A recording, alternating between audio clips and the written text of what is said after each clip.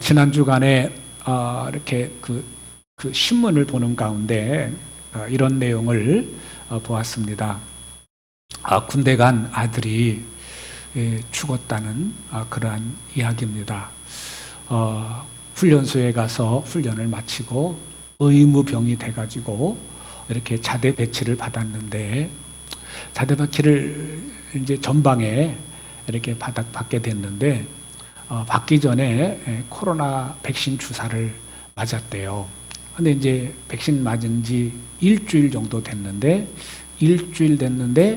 그 아들이 이제 군장을 하고 이렇게 그 철책길을 걷다가 쓰러져서, 그 쓰러진 군인을 거기 이제 길이 좁고 그러니까 동료들이 업고 어떻게 해가지고 와서 병원까지 옮기는데 4시간이 걸렸답니다.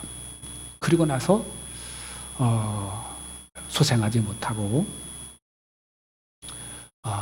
이렇게 화장이 돼서 이렇게 그 화장, 그 함에 담겨진 그 아들 이름이 새겨진 그것을 이렇게 사진에 올려서, 그 어머니가 만약에 내 아들이 장관의 아들이었다면,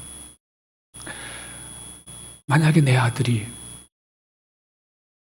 사령관의 아들이었다면, 만약에 내 아들이 국회의원의 아들이었다면 이렇게 허망하게 죽었을까? 권사님, 오 권사님, 그것 좀 갖다 주세요. 그 차지한 거. 네. 그 얘기를 하면서 이런 일이 다시는 일어나지 않았으면 좋겠다 하면서 너무 그 억울한 그 마음을 토로한 것을 그 신문 기자가 그거를 이렇게 녹취를 해서 신문에 낸, 고맙습니다. 그것을 이렇게 보았습니다. 끼셔. 예. 세상에는 정말 이렇게 억울한 일들이 정말 많이 종종 일어납니다. 만약에 이랬더라면 하는 일들이 너무나도 많이 일어나고 있습니다. 더군다나 이제 코로나가 생기고 나면서 이 억울한 그 심정을 토로하는 사람들이 너무나도 많이 일어나는 거예요. 다 하나같이 공통점이 있다면 내 그 경제적인 문제이거나 내 가족에 관한 일입니다. 그래서 이 4단계가 되면서 이 장사를 못 하시는 분들은 너무 또 고통스러우니까, 버틸 힘이 없으니까 하면서 그렇게 그냥 매스컴이나 그런 신문들을 보면서 나오는 것들이 순 그런 이야기들이 도배를 하고 있는 것을 볼 수 있습니다. 여러분, 이러한 일들도 억울한 일이지만 내가 정말 좋은 일을 하는데도 불구하고, 선한 일을 하는데도 불구하고 누명을 쓰고 또 비난을 받고 비판을 받고 억울한 일을 만날 때 마음이 어떨까요?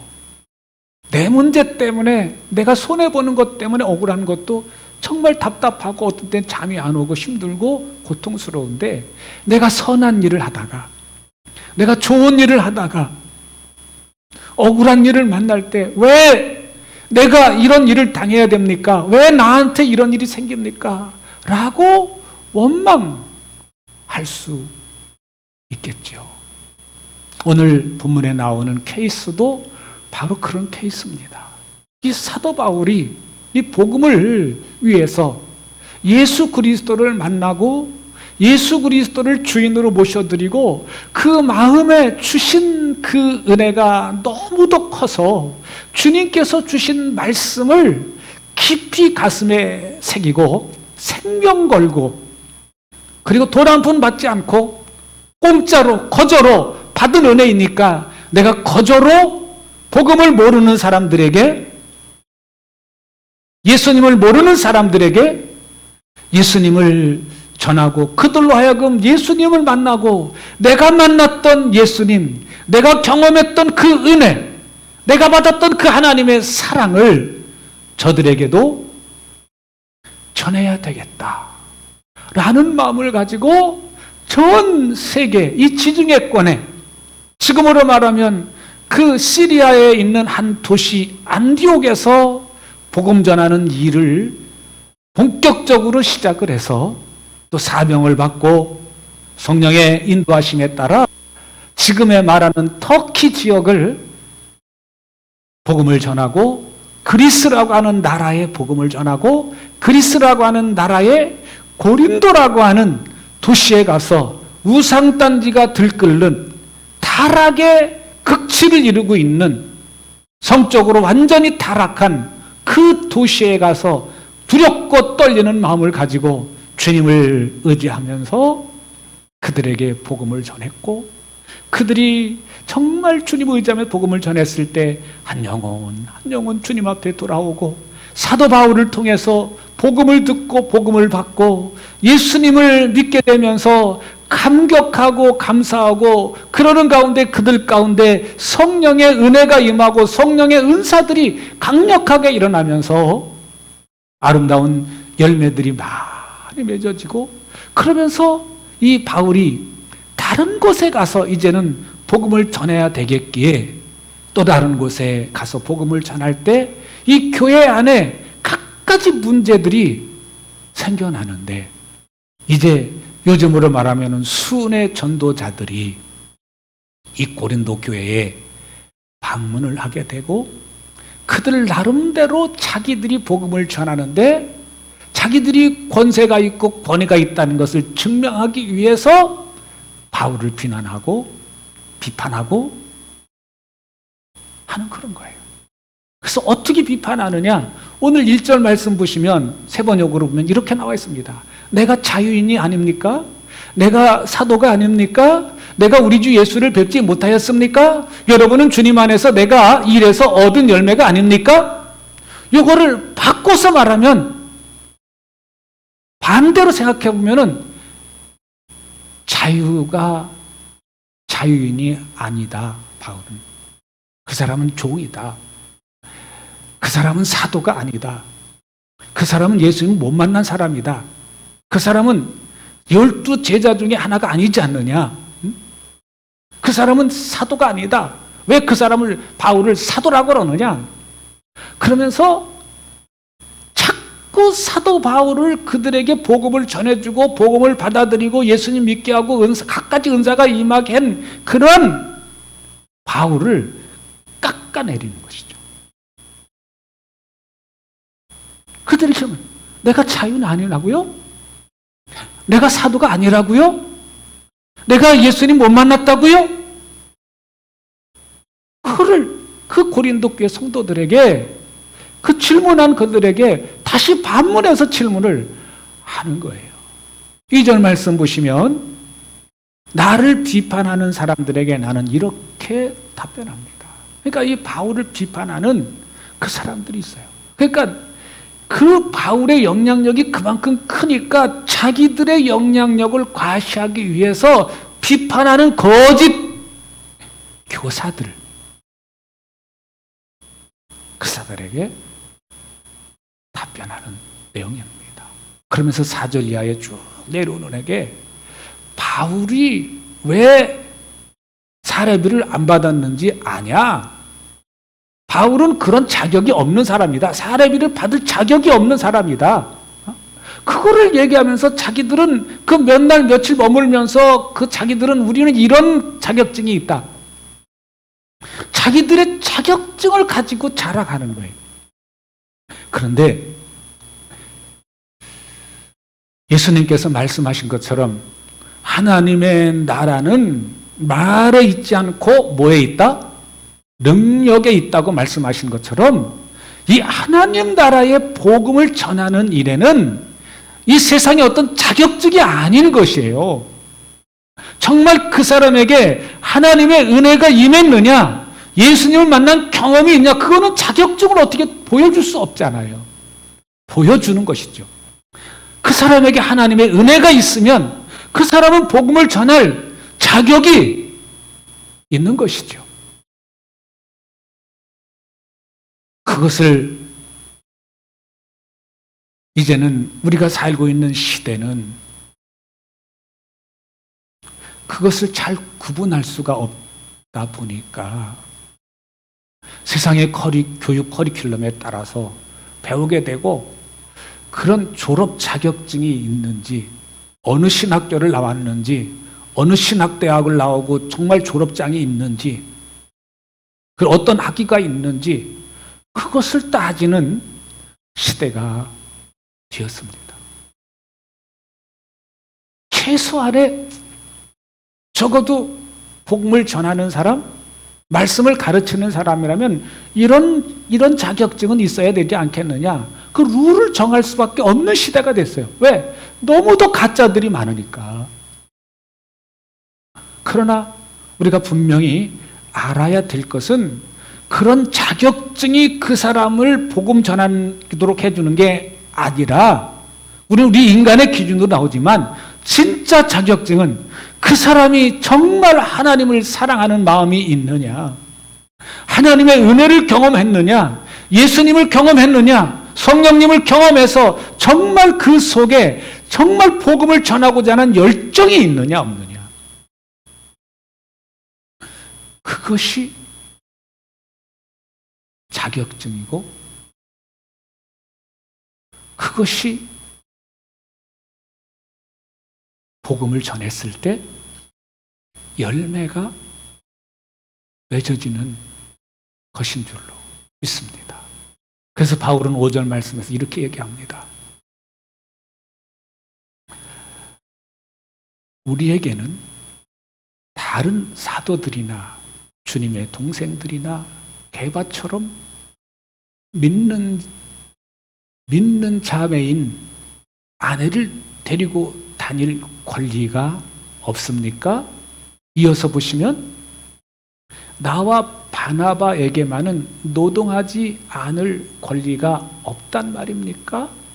계속해서 자기 비용으로 군에 복무하는 사람이 어디에 있습니까? 포도원을 만들고 그 열매를 따먹지 않는 사람이 어디에 있습니까? 양떼를 치고 그 젖을 짜먹지 않는 사람이 어디에 있습니까? 파문을 합니다. 여러분, 세상의 모든 이치를 볼 때 거저 공짜로 일해주는 사람 봤습니까? 그 얘기예요. 세상의 모든 일반적인 이치를 봐도 공짜로 일하는 사람은 아무도 없습니다. 다 하나같이 대가를 받고 일을 합니다. 그런데 내가 여러분들에게 공짜로 일해줬다고 해서 내가 그 받을 권리가 없었기 때문에 공짜로 일했다고요? 아니라는 얘기죠. 이어서 보시면 이렇게 나옵니다. 모세 율법에 기록하기를 타작 일을 하는 소에게 망을 씌우지 말아라 하였습니다. 하나님께서 소를 걱정하신 것입니까? 10절 보시면 우리가 그렇지 않으면 우리 모두를 위하여 말씀하신 것입니까? 그것은 우리를 위하여 하신 말씀입니다. 밭을 가는 사람은 마땅히 희망을 가지고 밭을 갈고 타작을 하는 사람은 한 몫을 차지하라는 희망을 가지고 그 일을 합니다. 율법의 말씀에도 당연히 그 대가를 주는 것이 당연하다고 얘기합니다. 당연하다고 얘기합니다. 성경 말씀에도 그렇게 말씀하고 있다는 거예요. 11절 말씀 보시면 다른 사람들에게 우리가 여러분에게 영적인 것들을 뿌렸으면 여러분에게서 물질적인 것을 거둔다고 해서 그것이 지나친 일이 되겠습니까? 당연히 내가 여러분들에게 하나님의 말씀을 전하고 여러분들이 예수 믿게 되고 하나님을 알게 되었으니 당연히 여러분들에게 내 필요한 물질적인 것을 공급해 주시오. 내가 다른 데 가서도 복음을 전해야 되겠으니 필요한 좀 여비를 좀 여러분들이 나에게 공급해 주시오. 당연히 요구할 수 있다라는 그런 얘기예요. 그런데 12절에 보시면 다른 사람들이 여러분에게 이런 권리를 가졌거든 하물며 우리는 더욱더 그러지 않겠습니까? 그러나 우리는 이런 권리를 쓰지 않았습니다. 우리는 그리스도의 복음을 전하는 일에 지장을 주지 않도록 모든 것을 참습니다. 여러분들에게 잠시 잠깐 동안 와서 하나님의 말씀을 전해주고 가르쳤던 그 사람들에게 사례비를 줬다면 당연히 그 사람들은 나는 자격이 있어. 그 자격증을 가지고 와서 그러기 때문에 당연히 나한테 필요한 것을 줘야 돼요. 여기까지 오는 경비를 내가 들었으니 여러분들이 필요한 경비를 나한테 주셔야 됩니다. 그래가지고 받아갔다는 거예요. 그렇다면 그 사람들이 그렇게 받아갔다면 나는 더욱더 그런 자격이 있지 않습니까? 나는 오히려 여러분들에게 당연히 요구할 수 있는 자격이 훨씬 더 많습니다. 그런데 나는 여러분들에게 한 푼도 요구하지 않았습니다. 왜요? 그거는 오늘 말씀의 제목처럼 복음을 위해서 그랬다. 복음을 위해서. 복음을 위해서. 한번 따라합시다. 복음을 위해서. 복음 전하는데 치장을 주지 않기 위해서 나는 그런 권리가 있음에도 불구하고 당신들에 대해 잠깐 찾아왔던 그 사람들은 당신한테 요구해서 필요한 경비를 가져갔을지 몰라도 내가 요구하지 않은 것은 복음에 지장을 주지 않기 위해서 그랬다는 겁니다. 그 뒤에 나오는 쭉 이어지는 말씀은 다 그런 얘기들이에요. 내가 복음을 한 영혼이라도 한 영혼에게라도 더 복음 전하고 그 열매를 맡기 위해서 유대인들에게 가서는 유대인처럼 율법 있는 자들에게는 율법 있는 사람처럼 율법 없는 사람에게는 율법 없는 사람처럼 내가 다 그렇게 했어요. 이 사람들에게 한 영혼이라도 더 구원을 경험하게 하기 위해서. 그러면서 이 바울의 목표는 단 한 가지라는 거예요. 나를 통해서 예수님을 알게 하고 나를 통해서 예수님을 만나게 하고 나를 통해서 예수님을 경험하게 하는 그 목적 오직 하나. 그 목적 때문에 자기가 직접 텐트 치는 일을 하고 텐트를 만드는 일을 하고 그래서 거기 가는 지역마다 그 일을 해요. 그래서 그거로 필요한 경비를 마련하고 숙소 여관비를 내고 그리고 그 버는 돈을 가지고 먹을 건 사 먹고 그랬다는 거예요. 그래서 복음을 전했다는 거예요. 처음에 복음을 전하는 곳은 이렇게 바울과 같은 철저한 사명으로 똘똘 뭉친 그런 사람이 아니면 씨앗이 뿌려질 수가 없습니다. 지금의 선교사님들, 우리나라에 처음 이렇게 교회를 개척했던 분들이 그렇게 삽니다. 또 지금도 여전히 교회를 개척하는 젊은 목사님들이 그렇게 살고 있습니다. 그렇게 살고 있습니다. 저는요, 처음 개척할 때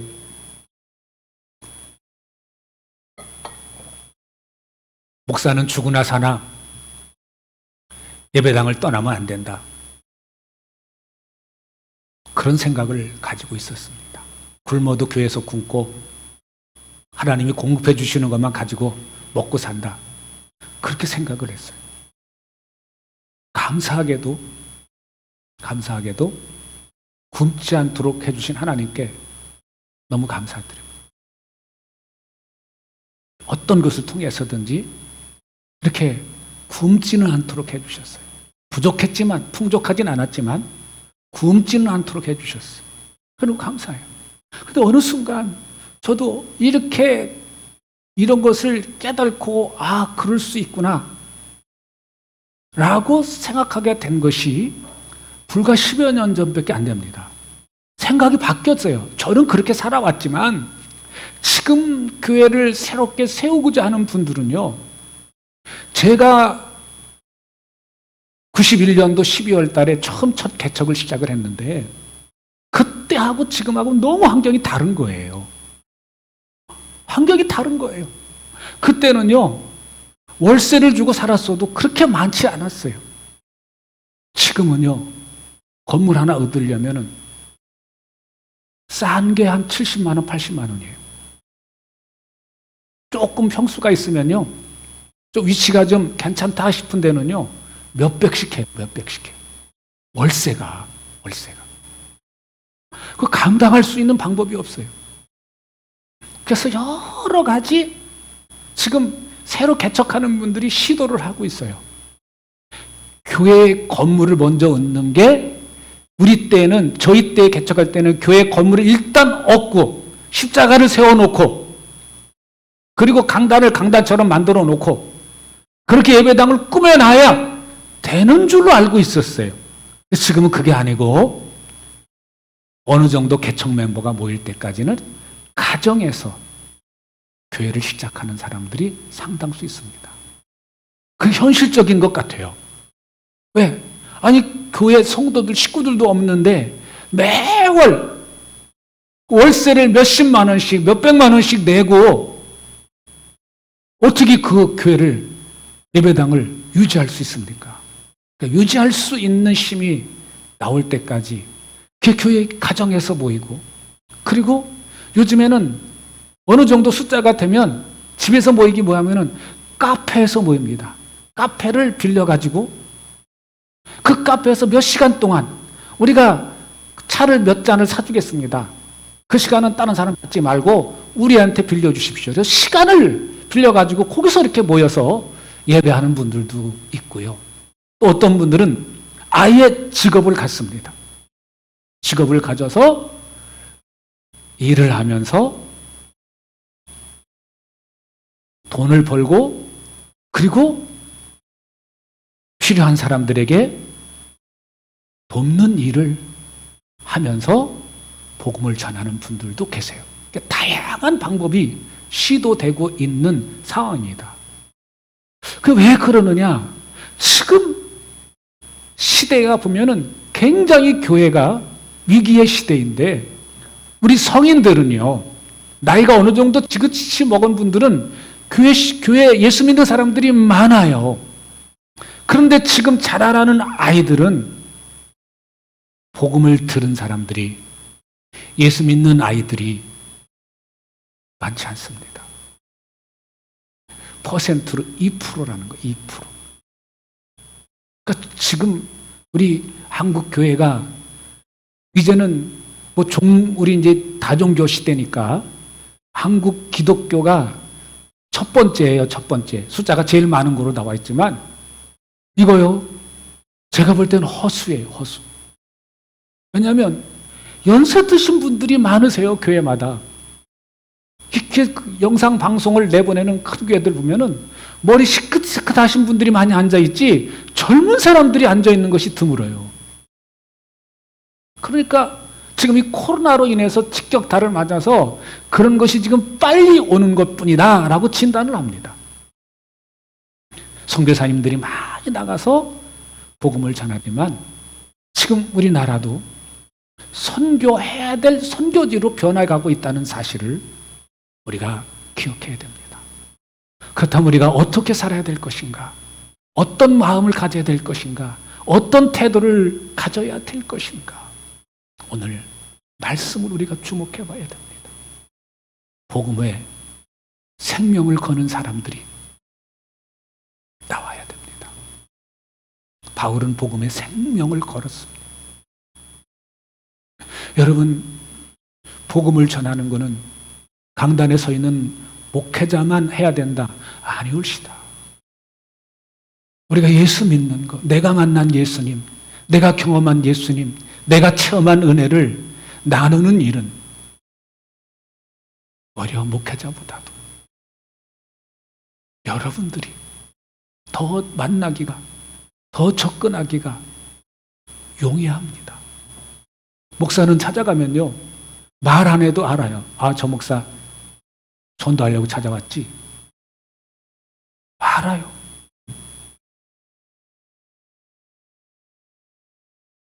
그럼에도 불구하고 여러분, 우리가 다시 한번 이 재무장을 하지 않으면 내가 복음을 위해서 이렇게도 할 수 있고 저렇게 해서 내가 오직 복음만 그 중심만 가지고 있다면, 그 목표만 분명히 가지고 있다면 이것도 저것도 할 수 있다고 하는 그런 마음의 자세, 그런 태도 중요합니다. 오늘 하반절에서 바울은 이렇게 말합니다. 그 올림픽 이야기를 하죠. 요즘 일본에 올림픽 하죠. 나가는 사람들 그 올림픽에 메달을 따기 위해서 최선을 다하죠. 그러니까 이 시대에도, 이 성경 시대에도 저쪽 그리스 지역은 올림픽이 있었죠.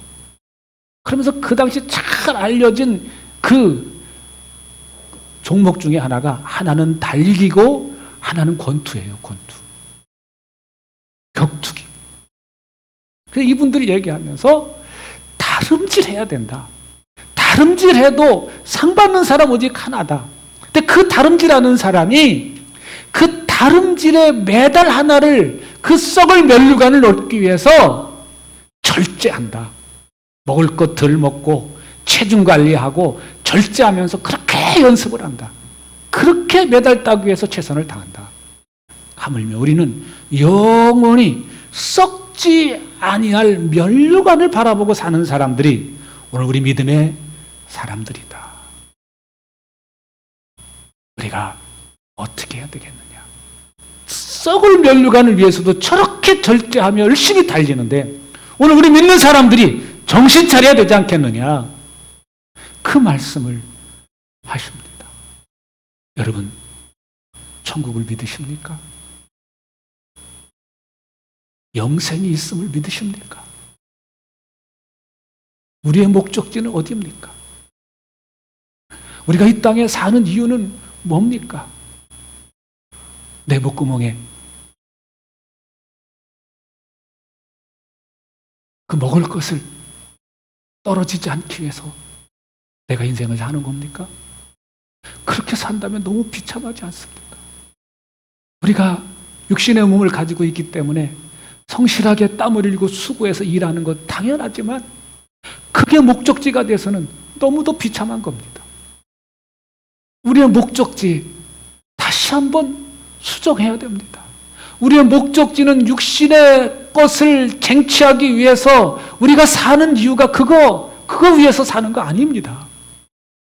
우리가 내가 열심히 일해야 되는 이유, 내가 열심히 땀을 흘려야 되는 이유, 그거는 내가 일해서 땀 흘려서 수고해서 내 육신의 생명을 연장시키는 것도 필요하고 중요하지만 그 근본적인 목적은 내 삶을 통해서 내가 열심히 땀을 흘리고 근면하게 일하는 걸 통해서 주변 사람들에게 선한 영향력을 끼치고 그리고 그들에게 예수님의 향기를